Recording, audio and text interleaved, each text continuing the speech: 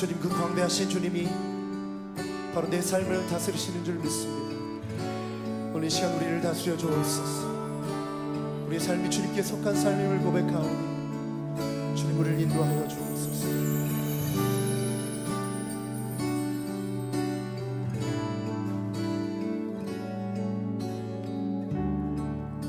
주님 손에 맡겨드리리 나의 삶 주님께. 주님 손이 나의 삶 붙드네 나 주의 것 영원히.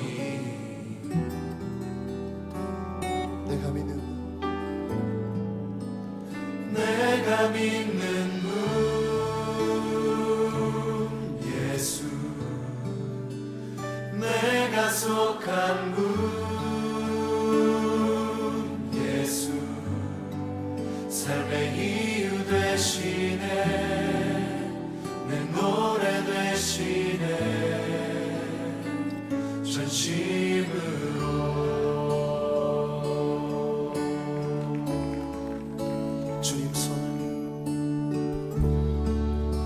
주님 손에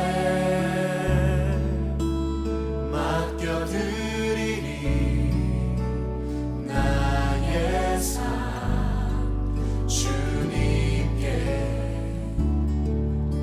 주님 손이 나의 삶 붙드네 나 주의 것 영원히. 내가 믿는 분, 내가 믿는 분 예수, 내가 속한 분 예수, 삶의 이유 되시네 내 노래 되시네. 내가 믿는 분, 내가 믿는 분 예수, 내가 속한 내가 속한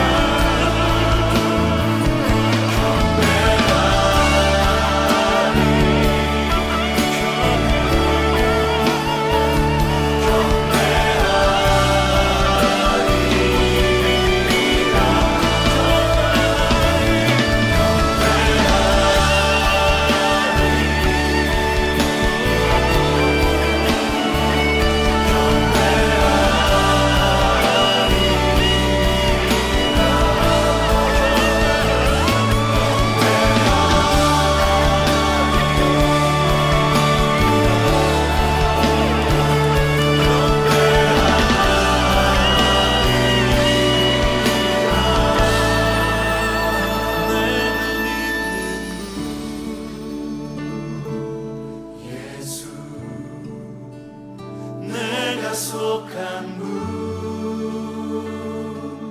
예수 삶의 이유 되시네 내 노래 되시네 내가 믿는 분 예수 내가 속한 분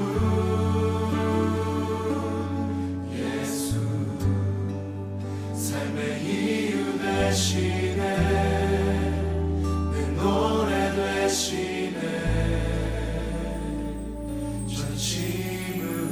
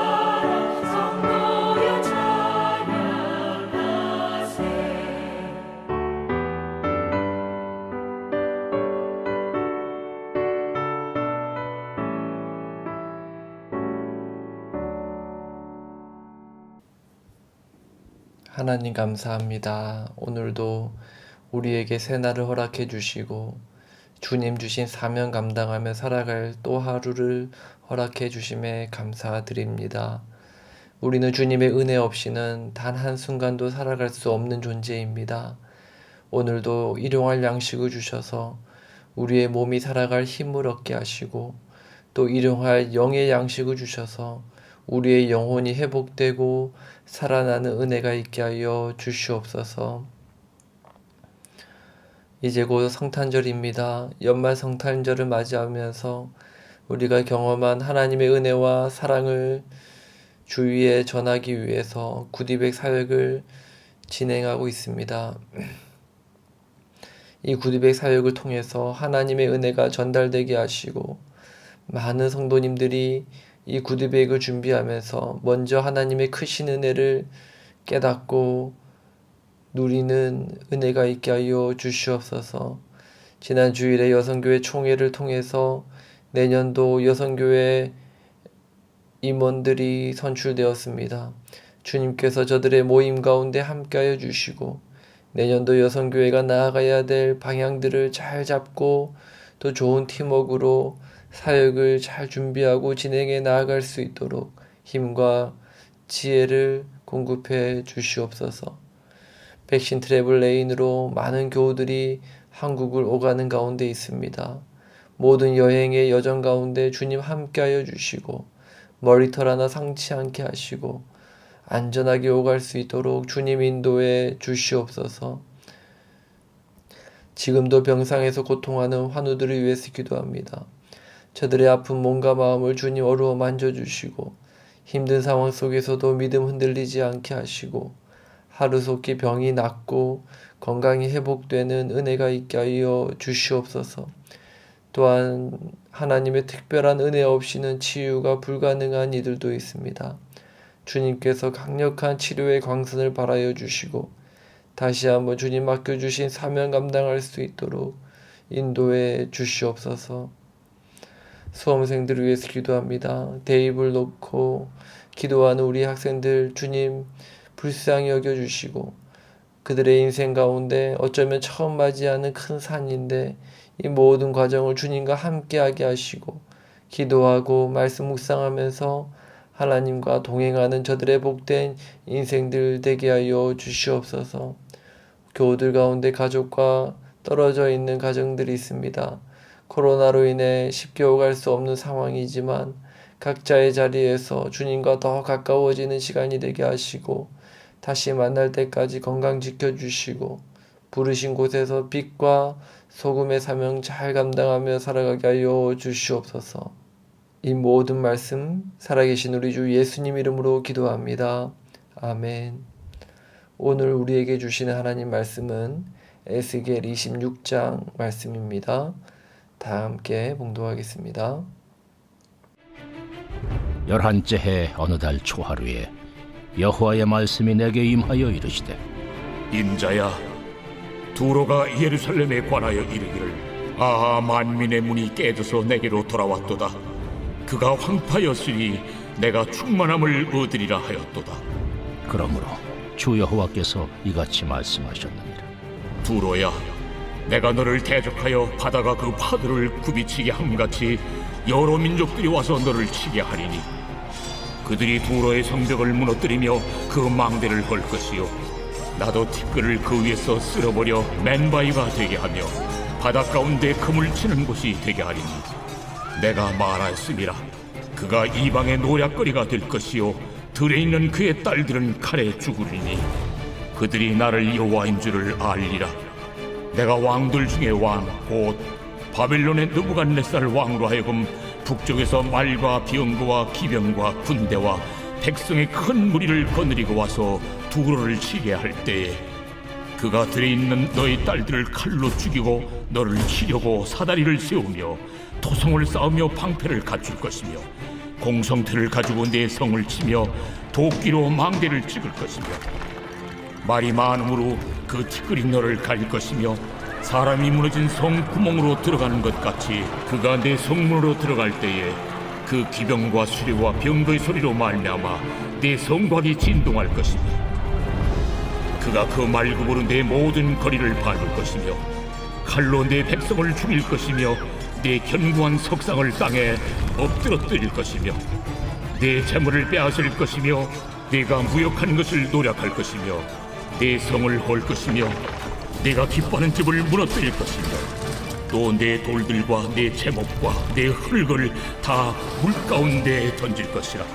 내가 내 노래소리를 그치게 하며 내 숨소리를 다시 들리지 않게 하고 너를 맨 바위가 되게 한즉 내가 금을 말리는 곳이 되고 다시는 건축되지 못하리니 나 여호와가 말하였음이니라. 주 여호와의 말씀이니라. 주 여호와께서 이같이 두로에 대하여 말씀하시되 내가 엎드러지는 소리에 모든 섬이 진동하지 아니하겠느냐. 곧 너희 가운데에 상한 자가 부르짖으며 죽임을 당할 때에라. 그때에 바다의 모든 왕이 그 보좌에서 내려 조복을 벗으며 수놓은 옷을 버리고 떨림을 입듯하고 땅에 앉아서 너로 말미암아 무시로 떨며 놀랄 것이며 그들이 너를 위하여 슬픈 노래를 불러 이르기를 항해자가 살았던 유명한 성읍이여 너와 너의 주민이 바다 가운데 있어 견고하였도다. 해변의 모든 주민을 두렵게 하였더니 어찌 그리 멸망하였는고. 내가 무너지는 그날에 섬들이 진동할 것이며 바다 가운데의 섬들이 내 결국을 보고 놀라리로다 하리라. 주 여호와께서 이같이 말씀하셨느니라. 내가 너를 주민이 없는 성읍과 같이 황폐한 성읍이 되게 하고 깊은 바다가 내 위에 오르게 하며 큰 물이 너를 덮게 할 때에 내가 너를 구덩이에 내려가는 자와 함께 내려가서 옛적 사람에게로 나아가게 하고 너를 그 구덩이에 내려간 자와 함께 땅 깊은 곳 예로부터 황폐한 곳에 살게 하리라. 내가 다시는 사람이 거주하는 곳이 되지 못하리니 살아있는 자의 땅에서 영광을 얻지 못하리라. 내가 너를 패망하게 하여 다시 잊지 못하게 하리니 사람이 비록 너를 찾으나 다시는 영원히 만나지 못하리라. 주 여호와의 말씀이니라.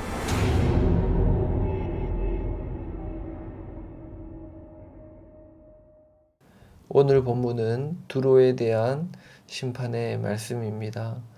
에스겔 28장까지 두로에 대한 심판의 내용을 다루는데요. 먼저 두로는 어떤 도시인가? 두로의 역사적 배경을 살펴보면 성경에서 두로가 비중 있게 등장하는 첫 번째 내용이 다윗 시대에 두로 왕 히람이 예루살렘 궁전을 짓는 데 필요한 재료들을 구해주는 것으로 처음 등장합니다. 이때부터 하나님 나라 이스라엘과 아주 긴밀하게 교류하며 지냈던 도시가 바로 두로입니다. 자, 그 후에 솔로몬 시대에 가면 예루살렘 성전을 건축할 때에 각종 나무와 재료들을 공급해 주기도 했습니다. 그리고 솔로몬이 에시온 게벨이라는 항구를 건설할 때 그때에도 인력을 보내줘서 솔로몬을 도왔던 사람이 바로 두로 왕 히람이었습니다. 자, 그렇게 이스라엘과 평화조약도 맺으면서 아주 사이좋게 잘 지냈던 그러한 도시가 두로였던 것입니다. 그로부터 한 세기 후인 북이스라엘 왕 아합이 통치할 때 그때 또 두로가 북이스라엘과 인연을 맺게 됩니다. 당시 두로는 페니키아 문명으로서 함께하는 시돈이라는 도시와 아주 긴밀한 관계였습니다. 그 당시 시돈 사람 엣발이라는 사람이 그 페니키아의 왕이었는데요. 그 왕의 딸이 이세벨이었습니다. 이세벨이 누굽니까? 아합 왕이 그를 아내로 맞이하게 되죠. 두로와 시돈은 같은 페니키아 문명의 한 나라 속의 두 도시라고 봐도 틀리지 않습니다.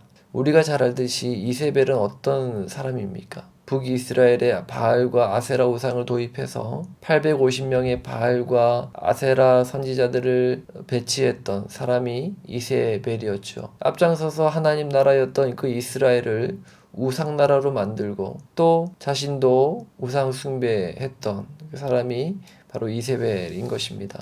이러한 두로에 관한 역사적 사실만 보더라도 두로가 왜 하나님의 심판을 받아야 했는지 알 수 있습니다. 그리고 오늘 본문 2절에서는 두로가 예루살렘을 바라보며 이렇게 말하고 있습니다. 2절입니다. 인자야 두로가 예루살렘에 관하여 이르기를 아하, 만민의 문이 깨져서 내게로 돌아왔도다. 그가 황폐하였으니 내가 충만함을 얻으리라 하였도다.